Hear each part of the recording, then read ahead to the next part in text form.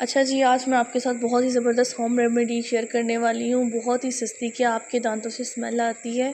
क्या आप परेशान हैं? क्या आपके दांतों से खून आता है? आपके मसूड़ों से खून आता है? कुछ भी खाते हैं तो दांतों को लगता है, दांत को कीड़ा लग चुका है, दांतों में दर्द है। ये जादुई जो है ना, जादुई और बहुत ही सस्ता रेमेडी है, आप लोगों के साथ लेकर आई हूँ। आपने 1 लीटर पानी में जो है 10 से 15 लौंग लेने हैं और वो इसमें ऐड करके इसको पकने के लिए रख देना है।